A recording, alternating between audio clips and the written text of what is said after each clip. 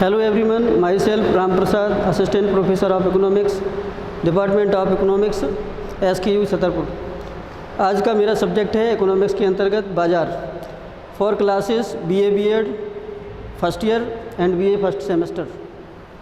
देखते हैं इसके कंटेंट से आज के बाज़ार का अर्थ, मीनिंग ऑफ मार्केट, बाज़ार की परिभाषा, डेफिनेशन ऑफ मार्केट, बाज़ार की विशेषताएं, कैरेक्टरिस्टिक्स ऑफ मार्केट, बाज़ार के विभिन्न रूप, इसको काइंड्स भी बोल सकते हैं, बाज़ार को प्रभावित करने वाले तत्व। ये बाज़ार का एक दृश्य है जिसमें विभिन्न प्रकार के क्रेता विक्रेता एकत्र हुए हैं और अपनी अपनी वस्तुओं को बेचते और ख़रीदते हैं। तो बाज़ार को सामान्य अर्थ में बाज़ार वह स्थान होता है जहाँ पर कोई वस्तु को बेचने वाले क्रेता और विक्रेता इकट्ठे होते हैं। लेकिन अर्थशास्त्र की भाषा में बाज़ार वह संपूर्ण स्थान होता है जहाँ पर क्रेता विक्रेता फैले हुए होते हैं। इस प्रकार अर्थशास्त्र की भाषा में बाज़ार बहुत विस्तृत शब्द है, जबकि जो साधारण भाषा में है बाज़ार बहुत संकुचित अर्थ में लिया जाता है।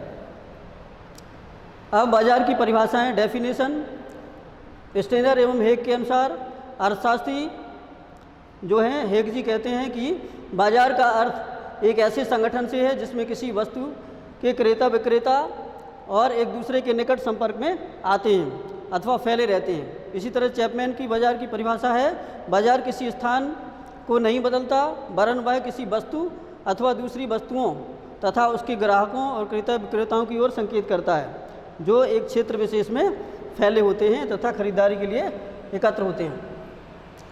अब देखते हैं बाज़ार की विशेषताएं या कैरेक्टरिस्टिक्स ऑफ मार्केट। बाज़ार में एक वस्तु होती है, एक क्षेत्र होता है, दो पक्ष अर्थात क्रेता और विक्रेता होते हैं, स्वतंत्र प्रतियोगिता होती है, वस्तुओं की एक निश्चित कीमत होती है जिस पर लेन देन किया जाता है उपभोक्ता की रुचि के अनुसार। नेक्स्ट है बाज़ार के विभिन्न रूप या बाज़ार के प्रकार। तो बाज़ार के प्रमुख आधार जो प्रकार के हैं वो तीन हैं। पहला है प्रतियोगिता के आधार पर, on the basis of competition. Second है समय के आधार पर, बेसिस ऑफ टाइम। क्षेत्र के आधार पर, बेसिस ऑफ एरिया। कंपटीशन के आधार पर बाज़ार मुख्यतः तीन प्रकार के हैं। पहला पूर्ण प्रतियोगिता यानी परफेक्ट मार्केट, सेकंड एकाधिकारी मार्केट, इसको मोनोपोली भी कहते हैं, और तीसरा है अपूर्ण प्रतियोगिता। अपूर्ण प्रतियोगिता को पुनः तीन भागों में विभाजित किया जाता है, एकाधिकारी बाज़ार, द्वयाधिकारी और अल्पाधिकारी। एकाधिकारी बाज़ार वह होता है जहां एक व्यक्ति का वस्तु के विक्रय पर पूर्ण अधिकार होता है, जबकि द्वयाधिकारी में दो या अधिक क्रेता विक्रेता होते हैं। अल्पाधिकार में कुछ कम लोगों का मार्केट में वस्तुओं को बेचने का अधिकार होता है। अति अल्पकालीन मार्केट, ये समय के आधार पर, बेसिस ऑफ टाइम। अति का अल्पकालीन जो कम समय के लिए होता है। दूसरा अल्पकालीन मार्केट, शॉर्ट पीरियड मार्केट। अति अल्पकालीन मार्केट ऐसी वस्तुओं का होता है जो नश्वर होती हैं, जो जल्दी से नष्ट होने वाली होती हैं, तथा अल्पकालीन मार्केट कुछ थोड़े समय के लिए चलती हैं। और तीसरा जो प्रकार है वो दीर्घकालीन मार्केट, तथा चौथा अति दीर्घकालीन मार्केट। इसी प्रकार क्षेत्र के आधार पर, बेसिस ऑफ एरिया, क्रेताओं विक्रेताओं की जो फैले हुए एरिया है उस एरिया के आधार पर बाज़ार को चार भागों में विभाजित किया जाता है। पहला स्थानीय बाज़ार या लोकल मार्केट, दूसरा प्रादेशिक या रीजनल मार्केट, तीसरा राष्ट्रीय मार्केट, नेशनल बाज़ार जिसको कहते हैं, अंतर्राष्ट्रीय मार्केट जिसके क्रेता विक्रेता एक राष्ट्र से दूसरे राष्ट्र तक फैले हुए होते हैं। अब प्रतियोगिता के आधार पर, कंपटीशन के आधार पर बाज़ार के प्रकार, अब इसका विवरण जो है वो देखेंगे, जिसमें बाज़ार में वस्तुओं के अनेक उत्पादक होते हैं और अनेक प्रकार के क्रेता विक्रेता होते हैं। उसमें अलग अलग वस्तुओं के गुण होते हैं, उन क्वालिटीज़ के आधार पर उनकी प्रतियोगिता डिपेंड करती है। इसके आधार पर तीन प्रकार के होते हैं। पूर्ण प्रतियोगिता बाज़ार, जब वस्तुओं में पूर्ण प्रतियोगिता क्रेता और विक्रेताओं के मध्य होती है। अनेक प्रकार के क्रेता और विक्रेता होते हैं, वस्तुओं के गुण और क्वालिटीज़ में सुधार करके नई नई वस्तुओं का निर्माण किया जाता है। ऐसे मार्केट को पूर्ण प्रतियोगिता बाज़ार या परफेक्ट मार्केट कहा जाता है। दूसरे प्रकार का है अपूर्ण प्रतियोगिता मार्केट, जिसमें पूर्ण प्रतियोगिता का अभाव पाया जाता है। जैसी वस्तुएं मार्केट में होती हैं उनको ही क्रेता जो है वो खरीद कर संतुष्ट हो जाते हैं। उनको बाजार का पूर्ण ज्ञान नहीं होता है, वस्तुओं का पूर्ण ज्ञान नहीं होता है, किस प्रकार की वस्तुएं और दूसरी जगह प्राप्त हो सकती हैं। तीसरे प्रकार का है मोनोपोली, एकाधिकारी मार्केट, जब बाजार में केवल एक ही उत्पादक वस्तुओं को बनाने वाले होते हैं और बाजार पर पूरा अधिकार ऐसे ही लोगों का होता है, वही जो है वस्तु की कीमत को अपनी इच्छा अनुसार वो वसूल कर सकता है। नेक्स्ट है समय के आधार पर, बेसिस ऑफ टाइम। समय के आधार पर वस्तुएं जो की प्रकृति होती है, नष्ट होने वाली जो वस्तुएं होती हैं उनके लिए अति अल्पकालीन बाजार होता है, जिसमें थोड़े समय के लिए वस्तुओं को रखकर बेचना संभव हो पाता है। जैसे दूध है, दही है, इन चीज़ों के मार्केट जो है वो अति अल्पकालीन मार्केट के अंतर्गत आते हैं। अल्पकालीन मार्केट जो अति अल्पकाल से थोड़ी ज़्यादा समय होता है, इसमें ऐसी वस्तुएं आती हैं जिनको थोड़ी समय तक टिकाऊपन उनमें होता है और उनको बाजार में बेचा जाता है।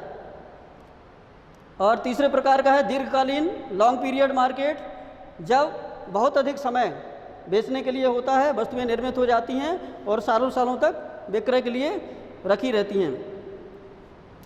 इसके बाद है अति दीर्घकालीन मार्केट, इसके जो क्रेता विक्रेता हैं वो एक देश से दूसरे देश तक फैले रहते हैं। इसका समय बहुत सालों वर्षों कई वर्षों तक हो सकता है।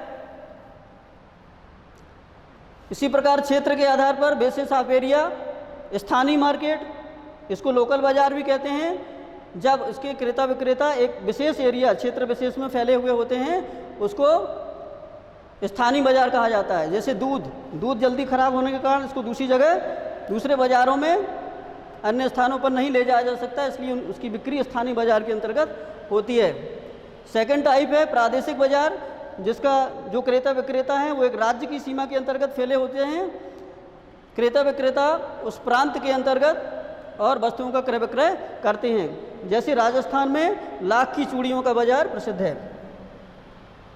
अगला है राष्ट्रीय बाजार, नेशनल मार्केट, जब वस्तु के क्रेता विक्रेता पूरे राष्ट्र में फैले होते हैं, वस्तु का बाजार राष्ट्रीय बाजार कहलाता है। जैसे कपड़े का बाजार, गेहूं का बाजार इत्यादि, एक पूरे देश की सीमा के अंतर्गत इसके क्रेता विक्रेता फैले होते हैं। उनको जानकारी भी होती है उस क्षेत्र विशेष की, उस वस्तु विशेष की, जिससे वो पूरे राष्ट्र में क्रय विक्रय के लिए जा आ सकते हैं। चौथे प्रकार का है अंतर्राष्ट्रीय मार्केट, इसके बाजार में क्रेता विक्रेता एक राष्ट्र से दूसरे राष्ट्र तक फैले हुए होते हैं। अंतर्राष्ट्रीय मार्केट बृहद बाजार होता है और इसमें ऐसी वस्तुओं को रखा जाता है जो बहुत अधिक टिकाऊ और बहुमूल्य होती हैं, जैसे सोना चांदी, पेट्रोल इत्यादि। अब बाजार को प्रभावित करने वाले तत्व, जिनके कारण बाजार इतने प्रकारों के होते हैं या उनमें वस्तुओं की मांग के आधार पर इतना विभाजन होता है। पहला है व्यापक मांग, वस्तु की मांग के आधार पर मार्केट का विस्तार होता है। यदि वस्तु की मांग एक देश से दूसरे देश तक होती है तो वह अंतर्राष्ट्रीय मार्केट हो जाएगा। वहनीयता मतलब ले जाने की क्षमता, वस्तु को ढोना यदि संभव होता है, एक स्थान से दूसरे स्थान तक ले जाया जाता है तो उसका बाजार बहुत विस्तृत होता चला जाता है। जबकि जिन वस्तुओं को ढोया नहीं जा सकता है उसका बाजार स्थानीय मार्केट के रूप में होता है। टिकाऊपन, वस्तुओं का टिकाऊपन यानी टूटना फूटना, उस वस्तुओं को ले जाते समय एक स्थान से दूसरे स्थान पर ले जाने के लिए और वो नष्ट हो जाने की संभावना रहती है, इसलिए उनके बाजार को स्थानीय बाजार में सीमित कर दिया जाता है। यातायात एवं संचार के साधन, यदि यातायात और संचार साधन डेवलप नहीं है तो वह देश वहाँ का जो मार्केट है वो सीमित रह जाता है। बैंकिंग व्यवस्था, धन की कमी भी यातायात में सामान के लाने ले जाने में, ढोने में व्यवधान पैदा करती है। तो यदि बैंकिंग व्यवस्था ठीक नहीं है तो बाजार जो है वो सीमित रहता है। सरकारी नीतियाँ, वो सरकार भी वस्तुओं के बेचने पर प्रतिबंध लगाती है, टैक्स वगैरह लगाती है। तो टैक्स लगाने के कारण भी जो विक्रेता हैं वो एक स्थान से दूसरे स्थान तक नहीं जाते हैं। नेक्स्ट है पूर्ति की मात्रा, वस्तु की पूर्ति अगर एक स्थान पर हो जाती है तो उसको दूसरे मार्केट पर ले जाना पड़ता है। शांति एवं सुरक्षा, यदि किसी देश में, किसी राज्य में शांति एवं सुरक्षा नहीं रहती, लुटेरों का डर सताता है लोगों को, तो वहाँ पर वस्तुओं का विक्रय उस सीमित मार्केट के अंतर्गत किया जाता है। वस्तु की उपयोगिता, यदि वस्तु की उपयोगिता बहुत अधिक है, उसकी मांग अंतर्राष्ट्रीय होती है, राष्ट्रीय होती है, इस प्रकार से फैलती हुई चली जाती है। लोगों की प्रकृति, लोगों की प्रकृति पर भी बाजार का विस्तार निर्भर करता है। यदि कोई व्यक्ति किसी वस्तु विशेष के सेवन का आदी होता है तो उसका मार्केट राष्ट्रीय से अंतर्राष्ट्रीय तक हो सकता है। Thank you.